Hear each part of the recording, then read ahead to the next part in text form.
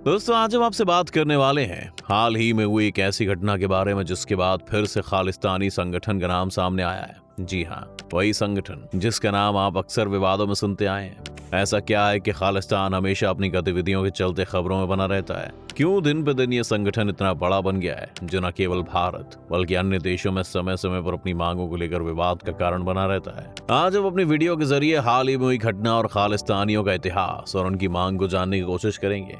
हाल ही में घटी घटना से पता चलता है कि जहां एक तरफ भारत अपने 74वें गणतंत्र दिवस की खुशियां मना रहा था, वहीं दूसरी तरफ ऑस्ट्रेलिया के मेलबर्न से दो गुटों की भिड़ंत की वीडियो वायरल हुई जिसमें खालिस्तानी संगठन का नाम सामने आया है। खालिस्तानी संगठन के एक समूह ने भारतीयों के एक समूह पर हमला कर उन्हें घायल कर दिया। 29 जनवरी को हुई इस घटना में स्थानीय अलगाववादियों के बीच भिड़ंत होने के बाद कई भारतीय प्रवासियों को चोटें होने की खबरें सामने आई हैं। आइए विस्तार से समझते हैं मेलबर्न में हुई इस घटना के बारे में। दरअसल हुआ कुछ यूं कि खालिस्तानी संगठन, जिसे सिख फॉर जस्टिस का नाम दिया गया है, जो कि अपनी देश विरोधी गतिविधियों के चलते भारत में पहले से ही प्रतिबंधित है। ये ग्रुप भारत से पंजाब की आजादी के लिए फेडरेशन ऑफ स्क्वायर पर इकट्ठे हुए थे। इसके कुछ समय बाद वहां भारत का झंडा लिए भारतीयों की एकता का समर्थन करने के लिए कुछ भारतीय भी इकट्ठा हुए, जिसके बाद भारतीय समूह पर खालिस्तानी संगठन द्वारा चाकुओं से हमला किया गया और उन्हें घायल कर दिया गया। इतना ही नहीं, इस खालिस्तानी संगठन ने भारतीय तिरंगे का अपमान कर करोड़ों भारतीयों के सम्मान को भी ठेस पहुंचाई। मेलबर्न की स्थानीय पुलिस द्वारा ऐसा बताया गया कि 29 जनवरी के दिन शहर में 2 बार अलग अलग समय पर ऐसे विद्रोह हुए जिनमें 2 गुटों के आपस में भिड़ंत हो गई, जिसके चलते कुछ भारतीय बुरी तरह घायल भी हुए। स्थानीय पुलिस का कहना है कि इस आपसी गुटों की भिड़ंत में 4 से 5 लोग बुरी तरह से जख्मी हुए हैं और 2 लोगों की मृत्यु भी हुई है, जिसकी पुष्टि अभी तक नहीं की गई है। ऐसी कई बातें सामने आई हैं जो इस तरफ इशारा करती हैं कि खालिस्तानी संगठन को समर्थन करने वाले तत्व ऑस्ट्रेलिया और उसके आसपास के इलाकों में अपनी गतिविधियों को आगे बढ़ा रहे हैं और अंजाम दे रहे हैं। कुछ समय से ऐसा स्पष्ट हो गया है कि सिख फॉर जस्टिस और इसके जैसी और भी अन्य प्रतिबंधित आतंकवादी संगठनों को खालिस्तानियों द्वारा सक्रिय रूप से सहायता मिलती है और उन्हें समय समय पर बढ़ावा दिया जा रहा है। इतना ही नहीं, खालिस्तानियों ने बीते कुछ समय में और भी कई तरह की गैर कानूनी गतिविधियों को अंजाम दिया है, जैसे अल्बर्ट पार्क में स्थित स्कॉन हरे कृष्ण मंदिर, साथ ही और भी कई हिंदू धर्म से जुड़े मंदिरों की दीवारों पर खालिस्तान जिंदाबाद, हिंदुस्तान मुर्दाबाद और भारत की मौत जैसे नारों को लिखा गया। अगर 2022 की बात करें तो जनवरी से लेकर दिसंबर तक पूरे साल ही खालिस्तानियों द्वारा अलग अलग समय पर खालिस्तान देश को लेकर भड़काऊ और उग्र भाषण दिए गए हैं, जिससे बात साफ हो जाती है कि खालिस्तानी संगठन हर वो संभव कोशिश करना चाहता है जो उसे भारत से अलग होकर खालिस्तानी देश बनाने की राह में सही लगता है। 2022 जनवरी में खालिस्तानी संगठन सिख फॉर जस्टिस द्वारा यह ऐलान किया गया था कि 26 जनवरी को जब पूरा भारत देश अपना 73वां गणतंत्र दिवस मना रहा होगा, तब वे दिल्ली में स्थित लाल किले पर अपना खालिस्तान देश का झंडा फहराएंगे। इतना ही नहीं, उनका कहना यह भी था कि उनका लक्ष्य दिल्ली होगा और जो घर से बाहर निकलेगा उसे SJF यानी सिख फॉर जस्टिस के समूह द्वारा खत्म कर दिया जाएगा।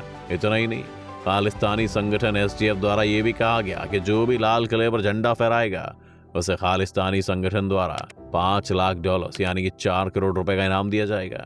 इसके बाद इसी संगठन द्वारा यह भी ऐलान किया गया कि आने वाले 2023 में खालिस्तान देश बनाकर रहेंगे और इसके लिए हर वो चीज करेंगे जो उन्हें सही लगेगी। वहीं 2022 के 18 सितंबर का एक और वाकया सामने आया जब कनाडा के ब्रैम्पटन शहर में 10,000 से ज्यादा खालिस्तान समर्थक खालिस्तान देश की मांग करने के लिए जुटे थे। ये लोग सिख फॉर जस्टिस द्वारा आयोजित कार्यक्रम में भारत से अलग देश खालिस्तान बनाने के सवाल पर जनमत संग्रह करने के लिए इकट्ठा हुए थे।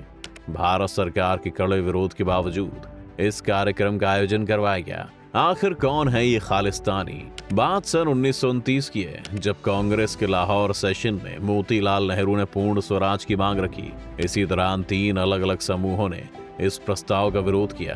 पहला समूह वह था जो मोहम्मद अली जिन्ना की अगुवाई में मुस्लिम लीग की अलग से मांग कर रहे थे। दूसरा समूह दलितों का था, जिनकी अगुवाई डॉक्टर भीमराव अम्बेडकर कर रहे थे और अम्बेडकर साहब दलितों के लिए अधिकारों की मांग कर रहे थे। तीसरा समूह था जिसमें गुट मास्टर तारा सिंह की अगुवाई में शिरोमणि अकाली दल की स्थापना थी। इस वक्त पहली बार तारा सिंह ने सिखों के लिए अलग राज्य की मांग की और आगे 1947 में चलकर ये मांग आंदोलन में बदल गई। 1947 के समय जब भारत 2 देशों में विभाजित हुआ उसी समय कुछ सिख नेताओं ने अपने लिए अलग देश खालिस्तान की मांग की। भारत से अलग होकर पाकिस्तान तो एक अलग मुल्क बन गया, पर सिखों को ये अलग देश नहीं मिला, जिसके बाद लगातार कई हिंसक आंदोलन हुए और कुछ ऐसे दलों का निर्माण हुआ जो खालिस्तान का समर्थन कर रहे थे, और बड़ी जल्दी इन दलों को पंजाब में लोकप्रियता हासिल हो गई। जब भारत में भाषाओं के आधार पर राज्यों का गठन होने लगा, तब पंजाब को भी एक अलग राज्य का दर्जा मिला, लेकिन साथ ही चंडीगढ़ और हरियाणा को भी जोड़ा गया। इसके बाद भी देश में सिखों के कुछ समूहों जो कि भारत से अलग एक देश चाहते थे द्वारा अलग होने की मांग उठाई जाती रही। इसी बीच एक नाम उभरा, जगजीत सिंह चौहान। ये नाम आगे चलकर खालिस्तानी नेता के रूप में उभरा। जगजीत सिंह चौहान खालिस्तानी आंदोलन के संस्थापक थे, जिसने भारत के पंजाब क्षेत्र में एक स्वतंत्र सिख राज्य बनाने की मांग की थी। पंजाब के होशियारपुर में पले बड़े जगजीत सिंह चौहान ने पंजाब असेंबली के 2 बार इलेक्शन लड़े, लेकिन दोनों बार उन्हें हार प्राप्त हुई।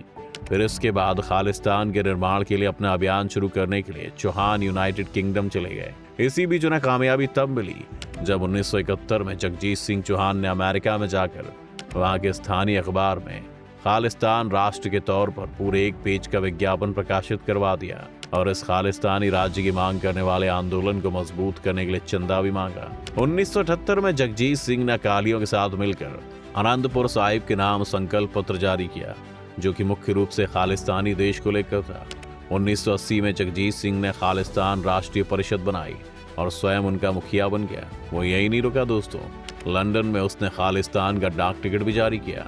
इसके बाद 1980 का वो समय आया जब खालिस्तानी संगठन अपने शिखर पर था, और इसी टाइम खालिस्तानी संगठन का सबसे प्रमुख जरनैल सिंह भिंडरावाला खालिस्तानी संगठन के सबसे मजबूत नेता के रूप में उभरा। वो कोई और नहीं बल्कि खालिस्तानी नेता भिंडरावाला ही था, जिसके लिए भारत सरकार को ऑपरेशन ब्लू स्टार चलाना पड़ा, क्योंकि भिंडरावाला ने स्वर्ण मंदिर के अंदर श्रद्धालुओं को बंदी बना लिया था, जिसके बदले वो खालिस्तानी देश की मांग कर रहा था। और उस समय की मौजूदा सरकार ने उसकी इस मांग को बिल्कुल सिरे से खारिज कर दिया और इसी ऑपरेशन के तहत भिंडरावाला को मार गिराया गया। लेकिन खालिस्तान आंदोलन यहीं खत्म नहीं हुआ।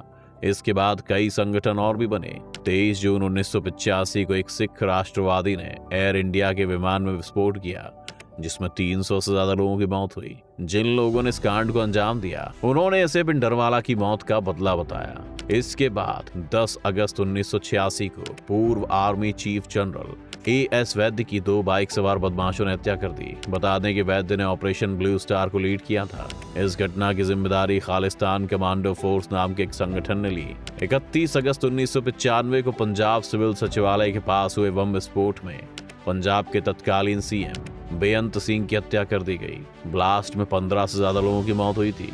कई दूसरे देशों में बैठकर भी खालिस्तानी समर्थक भारत में कट्टरवादी विचारधारा को हवा देते रहते हैं। इसके बाद आज तक खालिस्तानी संगठन के कई और भी समूह वर्तमान समय में न केवल भारत बल्कि विश्व में अलग अलग संगठनों के रूप में कार्यरत हैं। बीते कुछ सालों में देखा जाए तो ऐसे ही खालिस्तानियों द्वारा और भी कई विद्रोह और अलगाव देखे गए हैं, जिसका मुख्य उद्देश्य खालिस्तान देश की मांग से ज्यादा भारत देश की छवि को विश्व स्तर पर खराब करना है और उसकी एकता और अखंडता को तोड़ना है, ताकि खालिस्तानी संगठन अपने पैर भारत देश में फैला सकें।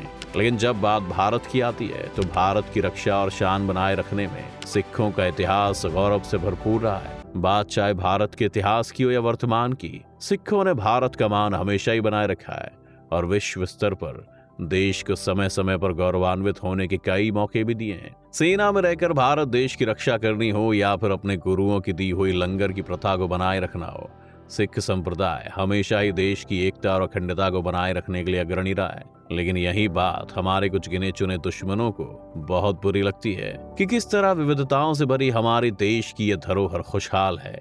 कैसे इस देश में इतने विभिन्न प्रकार के धर्म एक साथ भाईचारे के साथ रहते हुए एकता को बनाए हुए हैं।